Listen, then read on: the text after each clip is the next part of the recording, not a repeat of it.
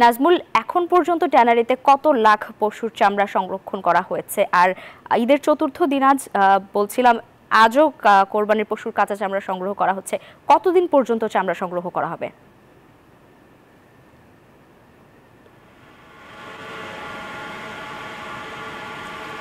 লাইবা, আপনাকে ধন্যবাদ। আপনি যেমনটি বলছেন, পশুর চামড়া কিন্তু যে লবণ মাখা যে চামড়া ঢাকার বাইরে, সেগুলো কিন্তু আরও 2-1 দিন পরে কিন্তু পুরোদমে কিন্তু আসতে শুরু করবে এবং ঢাকার আশেপাশে যেগুলি সেগুলো কিন্তু লবণ মাখানো চামড়া দেখছেন যে আসছে এবং এখানে কাটিং সেটিং করে কিন্তু সেগুলো যে ওয়েটগুলো সেই কাজটি করছে। এখানকার এবছরে কিন্তু যে চামড়া শিল্প বিসিক নগরীতে কিন্তু যে এখন পর্যন্ত প্রায় 4,23,000 চামড়া কিন্তু এই ট্যানারিতে প্রবেশ করেছে এবং বলা হচ্ছে যে এবার লক্ষ্যমাত্রা কিন্তু যে 80 থেকে 85 লাখ চামড়া কিন্তু তারা সংগ্রহ করবে।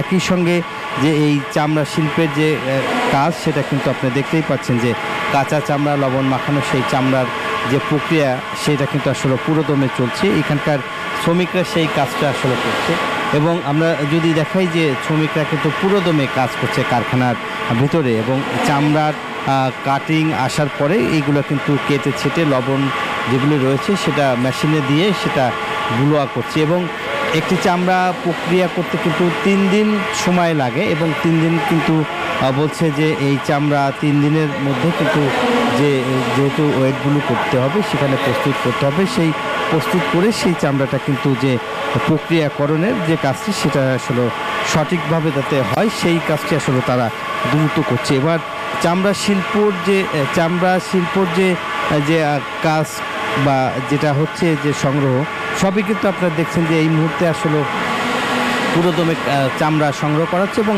কাঁচা চামড়া বাইরে থেকে এই ট্যানারিতে প্রবেশ করছে। এই ছিল আমার কাছে সর্বশেষ। ফিরে যাচ্ছি স্টুডিওতে। নাজমুল, ধন্যবাদ আপনাকে। বান্ডেল থাকলে প্রতি সেনমানিতে টাকা বাঁচবে। বিকাশ সেনমানি বান্ডেল কিনে জিতুন প্রতি লেনদেনে।